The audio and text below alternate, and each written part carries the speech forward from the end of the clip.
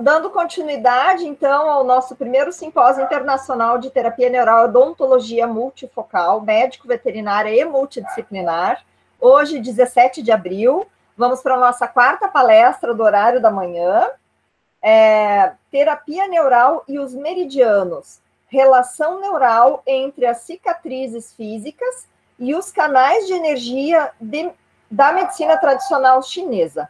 Quem vai apresentar para nós é o Dr. José Rodrigues Correia. Ele mandou um pequeno currículo aqui, breves referências, e breves mesmo, né?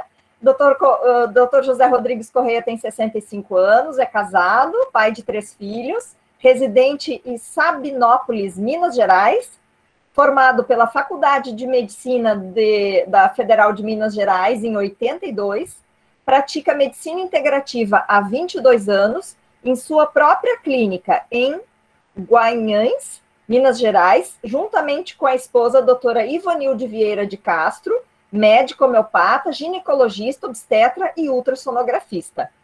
Dr. José Rodrigues é acupunturista há 25 anos, com especialização na China, em 1998, fitoterapeuta há 22 anos, terapia neural há 10 anos. Com a palavra, então, Dr. José Rodrigues Correia.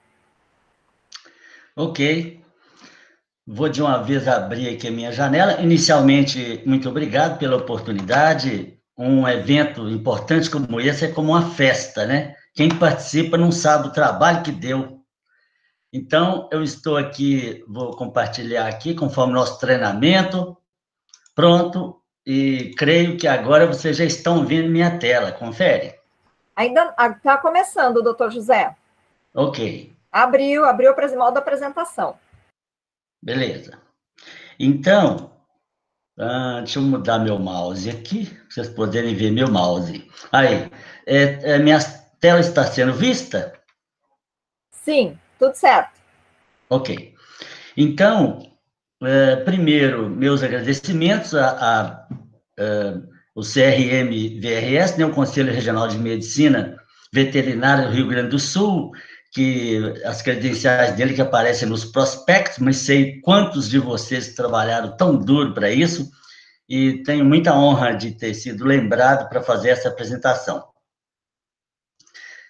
E também agradecer à Comissão de Medicina Veterinária Integrativa, né? Muita gente participando de um evento dessa grandeza. Essa é uma abordagem integrativa, falando da relação neural entre as cicatrizes físicas e os canais de energia da medicina tradicional chinesa. Vou lembrar aqui, geralmente, o que eu falo com os pacientes no atendimento online. Se por acaso tiver um problema com a minha conexão aqui, só espera um pouco, eu reconecto. E se tiver algum problema do lado de vocês aí, quem está assistindo, por favor, me avise para a gente corrigir o que for preciso. Nós vamos falar em 3 etapas, em rápidas 3 etapas. Primeiro, uma generalidade sobre meridianos e energia. Muita coisa que eu vou dizer já foi adiantado por palestrantes anteriores, especialmente o Dr. Leonardo. Vou falar de cicatriz no trajeto meridiano, inclusive tatuagens e piercings, e vou mostrar uns poucos casos clínicos temáticos que ilustram essa abordagem. Primeiro, conceito bem básico de meridiano, energia e circulação energética, né? O meridiano, na verdade, é um canal tubular invisível que comunica a energia vital, também chamada Qi, Qi, Prana ou Ti, e comunica todas as partes do corpo. E o organismo de todos os seres vivos depende do movimento de Ti, e, claro, também o universo. O movimento do Qi segue um ciclo de 24 horas, tem componente Yang e Yin, às 12 horas, 18, 24 e 6, a gente tem a referência de Yin e de Yang, sabendo que a partir da alvorada tem um crescimento de Yang, chega no Yang máximo ao meio-dia, o ocaso começa o crescimento do Yin, que atinge o Yin máximo meia-noite, e recomeça o ciclo. O Qi tem 2 origens, o Qi congênito original e o anti, e o adquirido através de respiração, sono, alimentação, e tem vários tipos de Qi, como, por exemplo, dos alimentos, do ar, da defesa nutritiva, e o nível de saúde vai depender da qualidade e da quantidade do Qi. Então, a qualidade tem a ver com a direção do fluxo, que pode ser normal, em contracorrente, ou estagnado, e a ver com a quantidade do Qi, que depende da força do fluxo, que pode ser normal, muito intenso ou deficiente. A dor é uma energia parada no meridiano. Assim, um trajeto de um meridiano, quando é interrompido, gera o processo de dor. É o que acontece, por exemplo, com o meridiano da bexiga, no que se chama lombalgia, que é uma estagnação de Qi. Na verdade, genericamente, uma estagnação energética, que tem origem em trauma, afecções energéticas ou emocionais, juntas ou isoladas, né? O meridiano, se são canais onde circula o Qi, uma circulação adequada de Qi em qualidade e quantidade é igual à saúde. Existem 83 meridianos clássicos no corpo, que promovem, além da circulação interna do corpo, também a comunicação do corpo com o ambiente.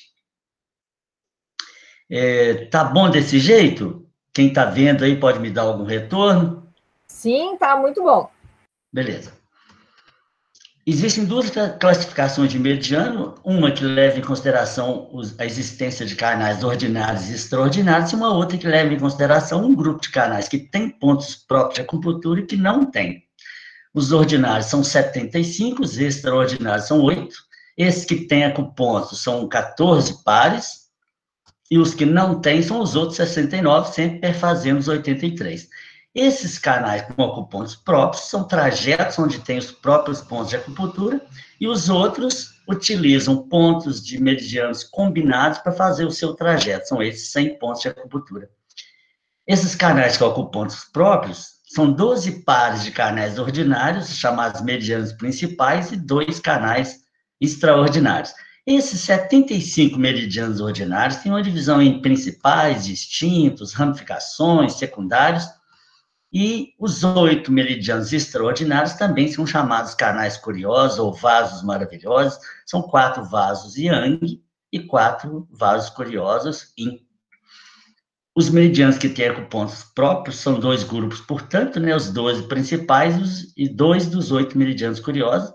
Os principais promovem a grande circulação de energia, a relação dos órgãos internos entre si e com o ambiente, e os 2 curiosos promovem a pequena circulação de energia, a homeostase interna do organismo. Esses 2 meridianos curiosos que têm acupontos são os chamados vaso concepção Remai e vaso governador do Mai. Todo meridiano principal é, na verdade, um sistema que envolve um órgão, como, por exemplo, o meridiano principal do rim, do pulmão, do fígado, e outros 9, né? São 12. São 12 pares simétricos e bilaterais. Há um fluxo em alguma direção, como a água de um rio, no meridiano principal do pulmão, o sentido é descendente. Já no meridiano do intestino grosso, o sentido é ascendente. Em relação à grande circulação de Qi no corpo, a energia circula em todo o corpo 24 horas por dia, seguindo a direção da direção de Qi do meridiano. Portanto, o fluxo de Qi no canal, na ordem sequencial dos canais, perfaz o fluxo contínuo ao longo do dia. Assim, a partir do pulmão, por exemplo, passa pelo intestino e vai circulando a cada 2 horas, né, em cada órgão, de tal forma que às 6 horas está em plenitude no intestino grosso, às 12 no coração, 18 no rim, às 24 horas no fígado. Isso explica, inclusive, várias sintomatologias ligadas aos órgãos, por que predomina nesses horários. E, por exemplo, o pulmão, a energia está circulando nesse canal entre 3 e 5 da manhã. E, portanto, essa é a grande circulação de Qi no corpo através dos meridianos, né? Sempre da cabeça para a extremidade, da extremidade para a cabeça, desce no meridiano do pulmão, sobe no intestino grosso e vai sucessivamente percorrendo o corpo através dos meridianos até concluir no meridiano do fígado e recomeça no meridiano do pulmão.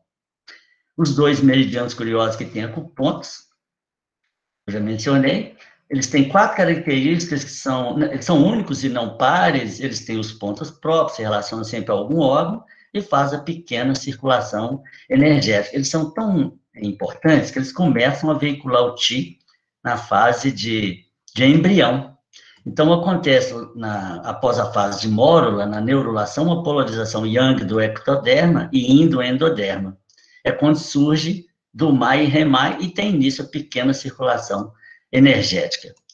Todos os 83 meridianos clássicos são utilizados no dia a dia. Na nossa apresentação, vou contemplar os que têm acupontos próprios, os 12 principais e pelo menos um dos dois curiosos. Meridiano, energia e circulação energética não é exclusivo do ser humano, né? Claro, os animais também têm seus meridianos e pode ser tratado, claro, com formas gerais de medicina integrativa, como diz o Dr. Leonardo, qualquer espécie. As plantas também têm meridianos e respondem muito bem a tratamento com acupuntura. E não só acupuntura, até outros procedimentos, como mojobustão, ventosa. Esse é o fim da primeira parte. Eu estou fazendo uma passagem en passant pelos conceitos, né? Porque eu sei que isso aqui não é um simpósio de acupuntura. Mas eu preciso desses conceitos para contextualizar vocês nos quadros que eu vou apresentar. Por isso que eu estou fazendo essa abordagem inicial. Sobre cicatriz. A cicatriz na derme ou na boca, ela pode gerar uma infecção em algum canal ou meridiano, gera uma estagnação energética que envolve um ou mais meridianos. Então, temos uma cicatriz tóxica, conforme a medicina tradicional chinesa, ou um campo interferente, conforme a terapia neural. Tatuagens, conforme abordou o Dr. Leonardo, muito apropriadamente, são cicatrizes. Mas o que a gente vê na prática clínica é que não é o tema da cicatriz que determina se ela é interferente ou não. Assim, uma feroz caveira ou uma cândida borboleta, ambas podem ou não ser interferentes, porque depende de outros fatores, como o envolvimento emocional, a localização e suscetibilidade individual. Então, estamos falando que a história de vida tem a ver com isso. A nível de curiosidade de tatuagem, o homem leopardo é o mais tatuado do mundo, gerou muita matéria jornalística aí nos anos passados, né? É o chamado Tom Leopard, né, que viveu isolado na ilha de Skye, na costa da Escócia, e ele morreu pensando que era leopardo. Inclusive, modificou a arcada dentária para se parecer mesmo com o leopardo. A propósito de piercings e brincos, eles geram cicatrizes.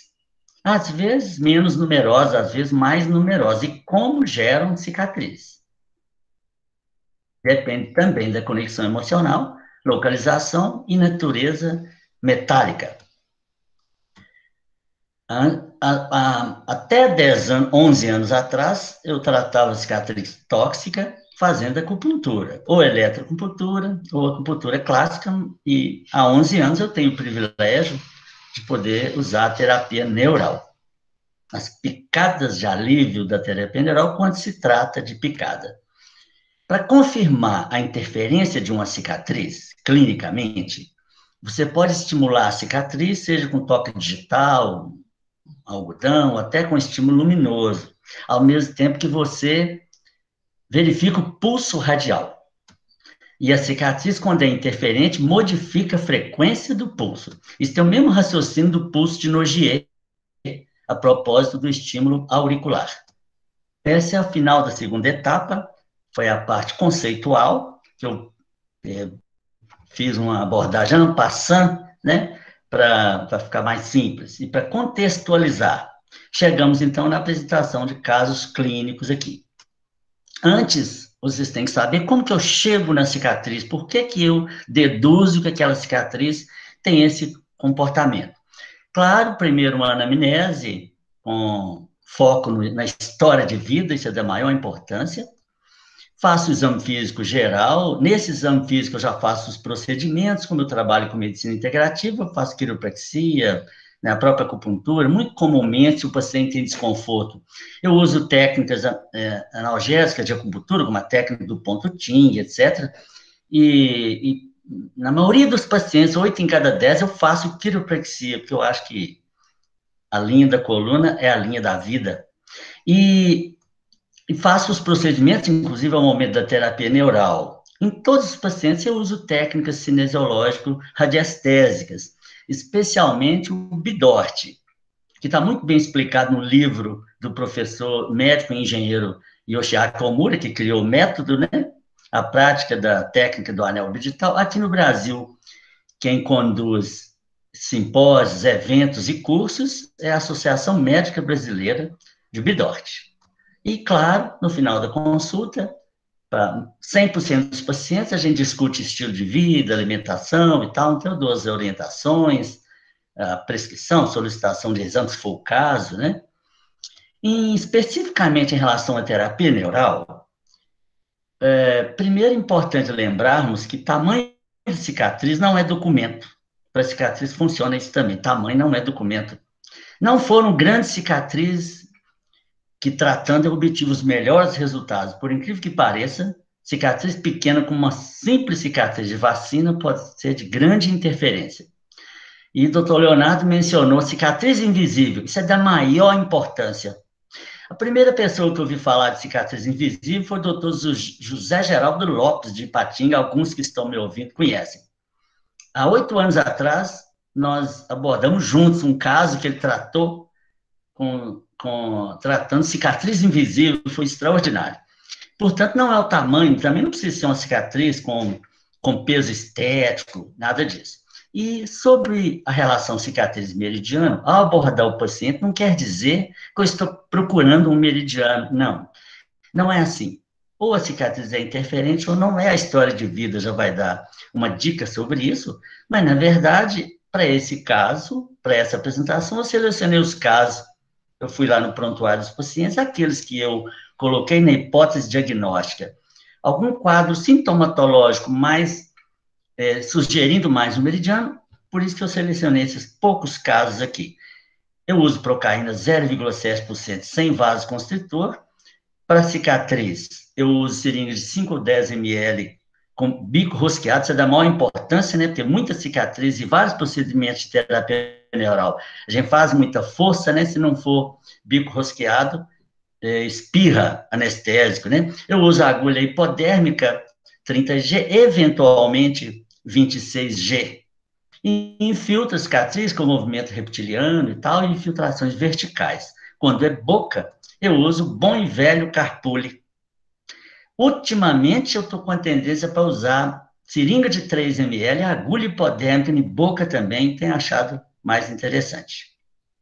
Sobre o número de sessões, como eu uso medicina integrativa, uma abordagem multidisciplinar, em 85% mais ou menos, eu uso uma única sessão.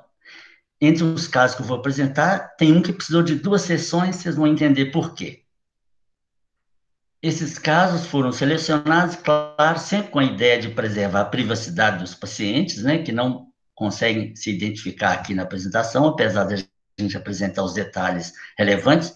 Eles foram selecionados porque a anamnese, o exame físico, me levaram a relacionar isso com a sintomatologia mais vinculada a um meridiano, mas vejam que isso não muda a forma de tratar. Toda acupunturista sabe que a gente tem que fazer, é bom que a gente faça o diagnóstico ocidental e oriental, né? Assim? Então, nesse caso, esse foi enquadrado como uma sintomatologia relacionada com meridiano. E, usando as técnicas cinesiológicas, especialmente o Bidort, eu deduzi que aquela cicatriz era relevante para aquele caso. O caso clínico 1 é uma paciente do sexo feminino de 37 anos, é uma cicatriz de cirurgia bariátrica, com reintervenção semanas depois, há 14 anos. Aí está a cicatriz. Eu coloco sempre um modelinho do lado, para vocês saberem espacialmente, que eu não posso apresentar outras partes, né? A queixa era infertilidade, cólicas menstruais intensas há 12 anos, bronquite asmática há 10 anos. Veja que há uma cronologia que nos faz pensar na cicatriz bariátrica, mas a mente é atemporal. Isso de fazer a cronologia direta é assunto para outro momento, mas nem sempre é o que funciona. Mas, enfim, aqui está envolvido o meridiano Remai, que é a linha central do corpo anterior. Ele começa, vou usar o mouse aqui, ele começa, deixa eu mudar meu mouse aqui, aí, ele começa na área urogenital, sobe pela linha central, que é o que nos interessa, pelo abdômen, cruza o umbigo, chega no tórax, depois linha média do pescoço, termina na face. Esses são sintomas relacionados à afecção do canal Remai. Em branco estão sintomas da paciente, especialmente problemas de útero, dismenorreia, infertilidade, asma, bronquite. Portanto, esse é o trajeto meridiano curioso REMAI. Após TN, as menstruações ficaram tranquilas, sem sintoma de bronquite até então. O caso clínico 2 é um paciente de sexo masculino, 75 anos. Esse paciente, eu atendo ele e os familiares desde que eu cheguei nessa região há 36 anos. É uma cicatriz de cirurgia de glândula salivar, patologia não esclarecida, há 45 anos. E essa abordagem, claro, foi depois que eu aprendi terapia neural, né, que eu comecei a fazer terapia neural. Portanto, é uma cicatriz de cirurgia de glândula salivar, foi operada há 45 anos, não sabemos por que foi, e está aí a cicatriz. As queixas eram vestígios paroxísticas, cervicalgia refratária, rinite de repetição e dermatoses nos membros superiores. Envolvia 2 meridianos, um é o estômago, que começa na pálpebra inferior, desce pela face, contorna a boca, aqui é a parte que nos interessa, ele contorna, ele passa pela mandíbula e gengivas, chega na fossa supraclavicular, desce pelo tórax, abdômen, membros inferiores, termina no segundo, terceiro pododáctilo. São os sintomas, e os estão em branco: vertigem, as dermatoses, rinite, dores cervicais laterais, são os sintomas do paciente. O outro é o meridiano do intestino grosso, que começa no dedo indicador, sobe pelo membro superior até o acrônio, entra na fossa supraclavicular, atravessa a mandíbula e gengiva em sentido superior, cruza o lábio superior e termina na asa nasal contralateral. Esses são os sintomas do paciente relacionados ao canal. Em branco estão as queixas do paciente. Aí estão os 2 meridianos, o do estômago sentido descendente, do intestino grosso. Após TN, o paciente evolui bem, queixas em grande involução. O caso clínico 3 é um paciente do sexo masculino de 51 anos, trata-se de uma cicatriz de pedrada do irmão aos 12 anos de idade, e aí está a cicatriz. A queixa era uma dor ciática da área lombar até a panturrilha à esquerda e dor, parestesia na face lateral também do pé esquerdo há 11 anos. Esquizofrenia há 25 anos. Esse envolve o meridiano da bexiga, que começa no ângulo medial do olho, sobe pela testa, contorna o crânio por cima, a partir da nuca desce paralela à coluna, região glútea, face posterior do membro inferior, passa por trás do maléolo e termina na face lateral do dedo mindinho do pé, como se diz. Os sintomas principais desse canal estão aqui. Em branco estão as queixas do paciente, lombociatalgia, desordens mentais. Após TN, ficou sem dor e sem parestesia e foi reduzindo os neurolestos até o nosso último contato. Esse caso foi muito interessante, porque houve um fenômeno em segundos, com choro convulso. Tão convulso que, embora meu consultório seja um pouquinho afastado da recepção, a secretária foi lá bater na porta para saber se estava tudo bem. O irmão estava junto, que é um psiquiatra, e ela regalou o olho. Eu falei: fica tranquilo que isso é um sinal de sucesso do tratamento. O penúltimo caso é uma senhora de 66 anos, 2 interessantes cicatrizes, uma transversal e outra longitudinal, por traumas da infância e adolescência. Até aqui está indo bem? Estou sendo bem ouvido e visto? Tudo certo.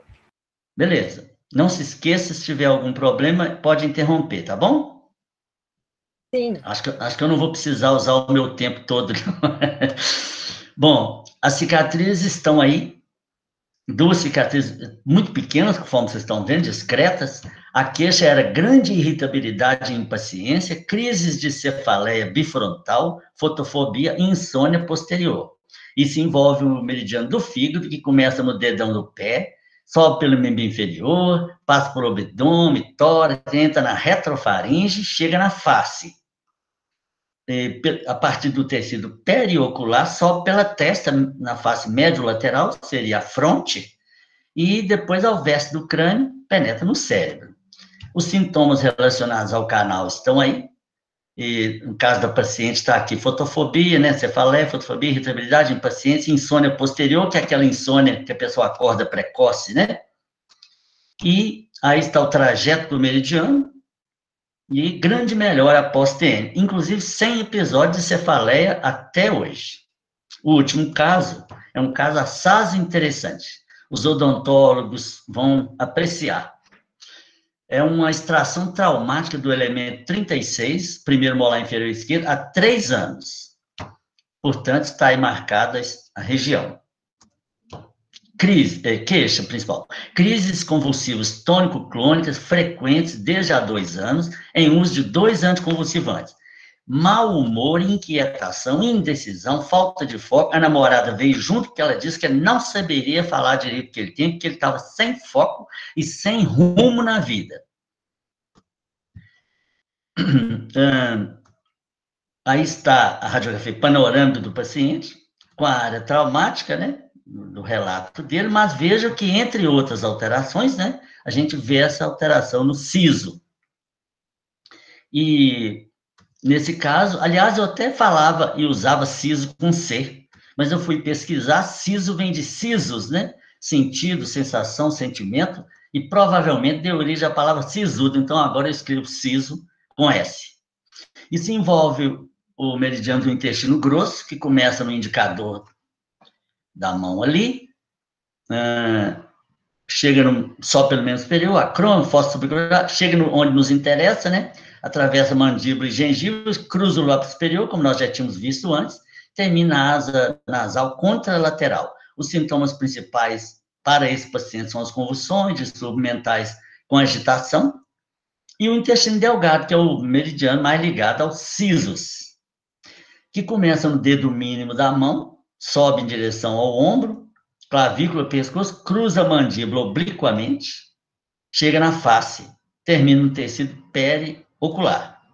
Os sintomas relacionados a esse meridiano estão aí, e os do paciente estão em branco: epilepsia, mau humor, indecisões, falta de foco. A sintomatologia do intestino delgado, por ser um meridiano acoplado ao canal energético do coração, ele, na verdade, gira todos em torno do psicoemocional mesmo, da psique do paciente. Aí está a panorâmica mostrando o trajeto do intestino delgado sobre os sisos e o intestino grosso. Esse caso gastou 2 sessões por razão que vocês vão entender. Primeira sessão de TN foi em março de 2016, infiltração periodontal nos 2 sisos, né, 18 e 28, e na área edêntula do elemento 36.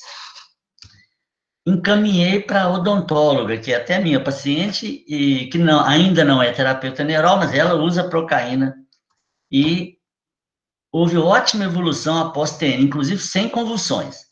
E, segundo a namorada, tomou rumo na vida.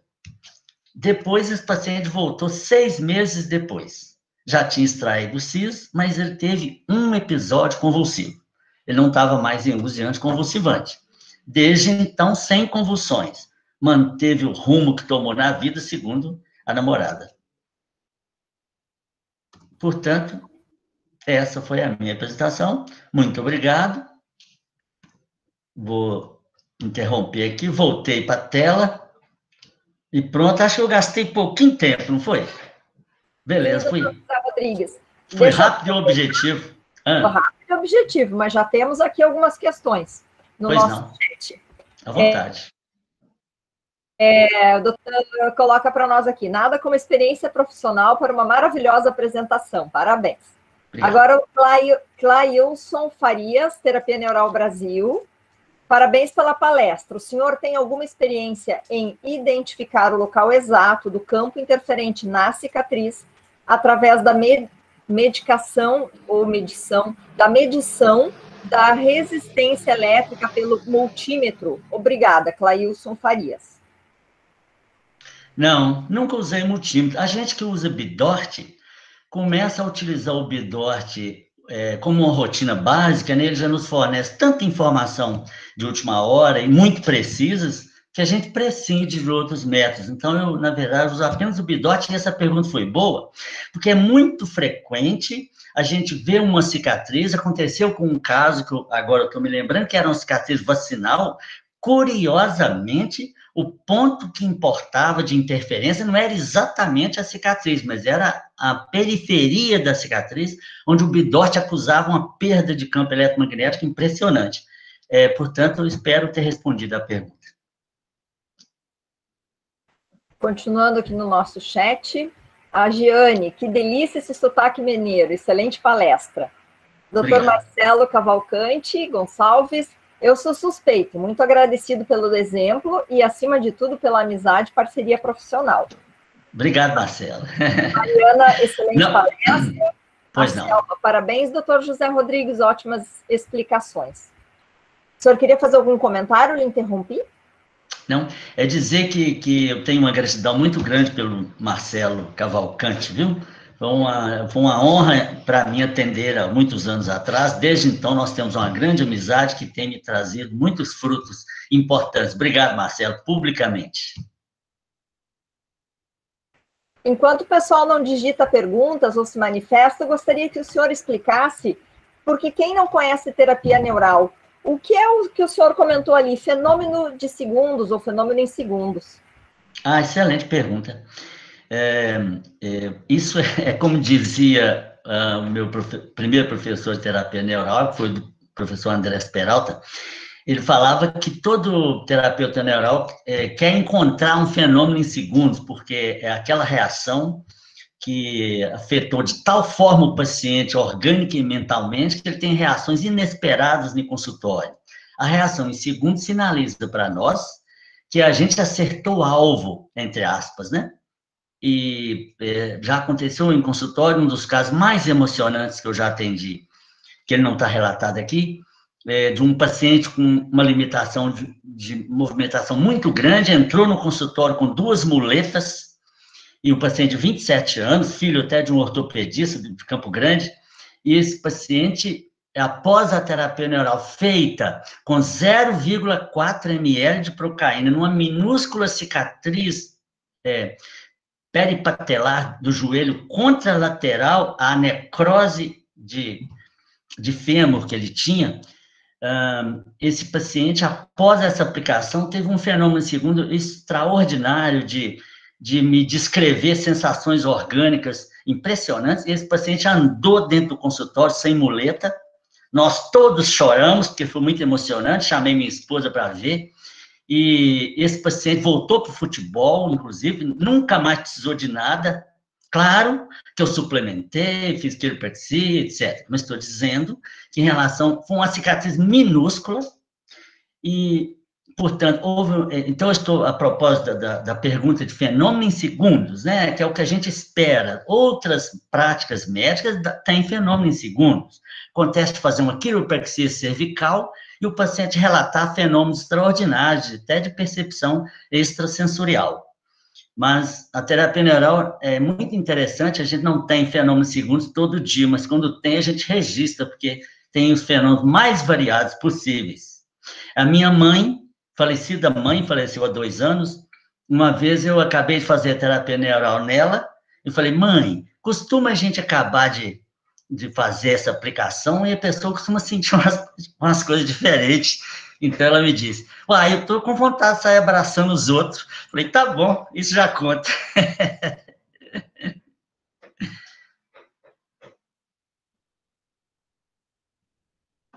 Seguindo aqui no chat, parabenizando ainda o doutor, tem vários parabéns aqui, gratidão. Dânia Maria, parabéns, querido José Rodrigues, grande mestre, muito grata pela excelente apresentação. Margarida Maria, por favor, a cicatriz de parto cesáreo tem muita influência como campo interferente? Tinha um slide nessa apresentação, e como eu simulei a apresentação, né, para ver o tempo, né, e estava gastando muito tempo, eu andei tirando alguns slides. Um deles era sobre a cicatriz de Pfannestil, né, a incisão de Pfannestil da cesárea.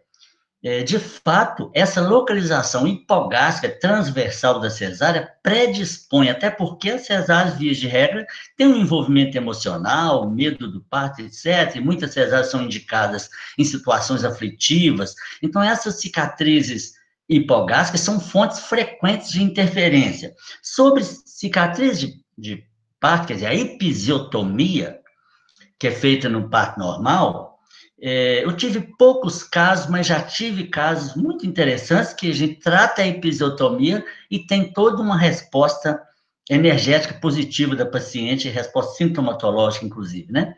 Então, espero que eu tenha respondido. Mas esse slide onde eu mostro a cicatriz de cesárea por causa da frequência em que elas são interferências, não ficou na apresentação, mas obrigado pela pergunta.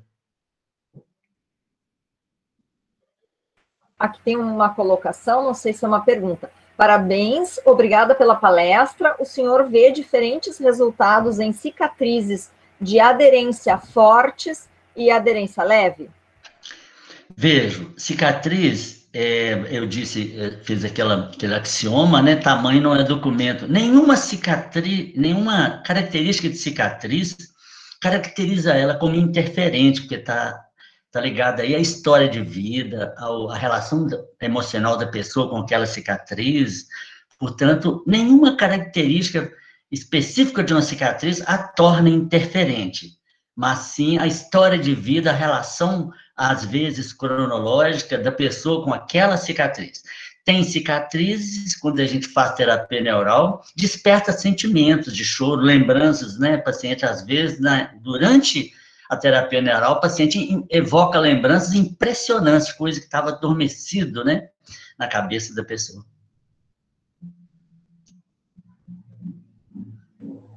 Alguém gostaria de fazer alguma pergunta?